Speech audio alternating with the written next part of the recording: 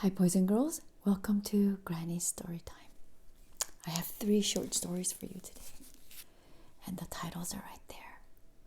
Zachariah, and then Jesus gets lost, and then John the Baptist. How are you guys doing today? Are you doing well? Hope you guys are doing well. Okay, let's get to the story.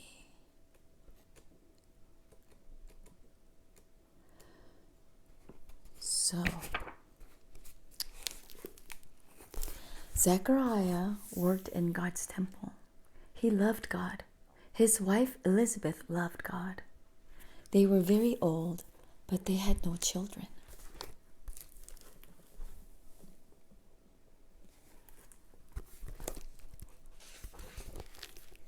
One day at the temple, an angel came to Zechariah. The angel said, "I am Gabriel. I have good news. You and Elizabeth will have a baby. You will call him John. He will be filled with God's Holy Spirit. He will be a special man." Zechariah said, "How do I know this is true?" "You will not be able to speak until all this happens," said Gabriel. "Then you will know that this is true." God always sends angels to tell the people or the certain person of what is to come. Remember last time the angel came to Mary and Joseph and told them, "You're going to have a son and you're going to name him Jesus," right? When Zechariah came out of the temple, he could not talk. He could only move his hands to tell what he wanted to say. He just could write. He couldn't talk. Imagine if you can't talk. It all happened as the angel said. Zechariah and Elizabeth did have a baby. Everyone wanted to name him Zechariah, like his father. But Zechariah shook his head. Remember, he couldn't talk? He said, because the angel Gabriel told him, "You'll name him what? John," remember? He remembered what the angel told him. He wrote on a tablet, "His name is John." Are there any Johns out there? Boys and girls, is your name John, boys out there? Then God made him able to talk again, and Zechariah praised God. So the whole time John was in his mommy's belly, Zechariah couldn't talk. So he had to write on a tablet. And the people were telling him, "Why don't you name him Zechariah Jr.?" But Zechariah said, He remembered what the angel told him, and he wrote, "His name is John." Lost. This is about Jesus being lost, okay? Jesus grew up in Nazareth. When Jesus was 12 years old, Mary and Joseph took him to the temple. The temple was in Jerusalem, and they had to travel by walking. Back in those days, they didn't have cars or bicycles or planes or boats. They had boats, little boats, but they didn't have big ships that we see today. They went with many of their friends and family. They were traveling. Back in those days, everybody traveled by riding on donkeys or walking, mostly walking. Good exercise. So there were many people in Jerusalem, and it was crowded. Jesus had a good time there with his friends and family. But when it was time to go home, Jesus stayed in Jerusalem. Mary and Joseph thought he was walking with his friends. That night, they looked for him, and they could not find him. When they could not find him, they were worried. Jesus was lost. Uh-oh. Did you guys ever get lost? Don't get lost, okay? When you go to the stores, stay close to mom and dad. Don't wander away because you'll get lost. And they hurried back to Jerusalem. So Jesus was hanging out with his friends, and mom and dad, they were walking, and they went quite a distance, and they realized Jesus was not there. So they had to go back to Jerusalem looking for him. Imagine how they felt. They were walking and they noticed, "Wait, where's our son?" For 3 days they hunted for Jesus. Jesus was lost 3 days. At last, they found him. He was in the temple, like the church, God's house. He was listening to the wise teachers there, and he was asking them questions. Mary said, "We have been worried about you." Jesus said, "I had to come to my Father's house." Father is God, right? Jesus is Son, Father is God. So God's house is Jesus' dad's house, right?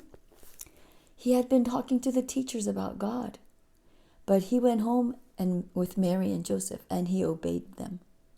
God blessed Jesus, and he grew wise and strong. So while other boys would be playing outside, Jesus was in the temple in God's house, and he was listening to the people there, the scholars there, the Bible teachers there, and he was asking questions, and he was learning. He was a good boy. So that was the end of Jesus being lost. And now we're talking about John the Baptist, okay? Remember, he was in his mom's stomach and his dad, Zachariah, couldn't talk. Zachariah and Elizabeth's baby, John, grew up. He lived in the desert. His clothes were made of camel's hair. He wore a leather belt, and he ate locusts and wild honey. Locusts like grasshoppers that fly. He was eating bugs and honey. He told the people about God. He also told them that a special man would come soon, Jesus, the Son of God. So John the Baptist was born to tell the world about the coming of Jesus. That's why he was born. He was going to prepare the way for Jesus to come. We forgot to say hello. And the thumbnail. Let's do a thumbnail. Okay. Bear is quiet today. Many people listened to John. John told them to stop doing bad and start doing good. He baptized people in the Jordan River. He dipped them quickly under the water. This showed everyone that they wanted to follow God. They wanted to stop being bad. They wanted to start being good. Do you guys go to church, or did you go to church before, and did you see people getting baptized, dunked in the water? This is what it means when people get baptized. It means it's telling the whole world, I'm going to be dead to my old self. I don't want to do any more of my bad things. I want to be a brand new creature, brand new creation, and I want to follow Jesus. That's what you're telling the whole world when you get baptized. So John the Baptist was telling everybody, you got to be good. You have to follow God's ways. And then people, they wanted to. So he said, okay, do you want to be baptized? And he dunked them in the water, and it's telling the whole world that this person now wants to follow God, okay? And wants to follow Jesus. One day, Jesus came to the river. Jesus asked John to baptize him. John knew Jesus was the Son of God. John said, "You are greater than I am. You should baptize me." But Jesus said, "No, I want to do everything that is right." So John baptized Jesus. As soon as Jesus came up out of the water, the Spirit of God came down from heaven. It looked like a dove. It landed on Jesus. And God said, "This is my Son. I love him. I am pleased with him."